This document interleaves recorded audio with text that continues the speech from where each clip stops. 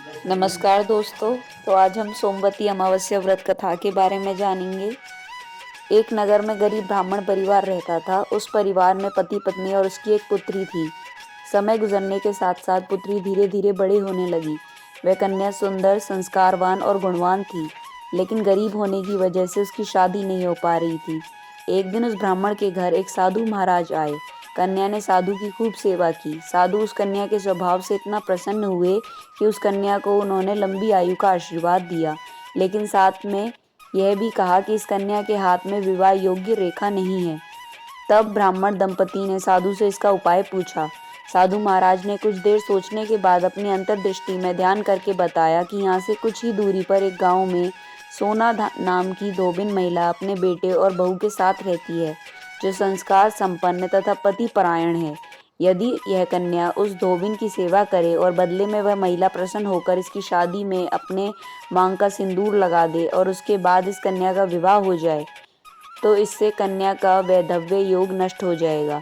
साधु ने यह भी बताया कि वह महिला कहीं आती जाती नहीं है। यह सुनकर ब्राह्मणी ने अपनी बेटी से धोबिन की सेवा करने को कहा। अगले दिन से ही कन्या प्रातःकाल उठकर सोना धोबिन के घर जाती और वहां जाकर उसके घर की साफ सफाई और अन्य सारे काम करके अपने घर वापस लौट आती। एक दिन सोना धोबिन अपनी बहू से पूछती है कि तुम तो सुबह ही सारे काम कर लेती हो, मुझे पता भी नहीं चलता। बहू ने कहा, माँ जी, मैंने सोचा कि आप ही सुबह उठकर सारे काम कर रही हैं, क्योंकि मैं तो देर से उठती हूँ। यह सब जानकर दोनों सास बहू अपने घर की निगरानी करने लगी कि आखिर कौन है जो सुबह घर आकर सारा काम करके चला जाता है। कई दिनों के बाद धोबी ने देखा कि उनके घर में एक कन्या मुंह ढके अंधेरे में आती है और सारा काम करने के बाद चली जाती है। जब वह कन्या जाने लगी तो सोना धोबिन उसके पैरों पर गिर पड़ी और पूछने लगी कि आप कौन है और मेरे घर की चाकरी क्यों करती हैं। तब कन्या ने साधु द्वारा कही गई बातें सोना धोबिन को बताई। सोना धोबिन पति परायण थी और उसमें तेज था। वह उस कन्या की मदद करने के लिए तैयार हो गई। सोना धोबिन के पति थोड़ा अस्वस्थ थे।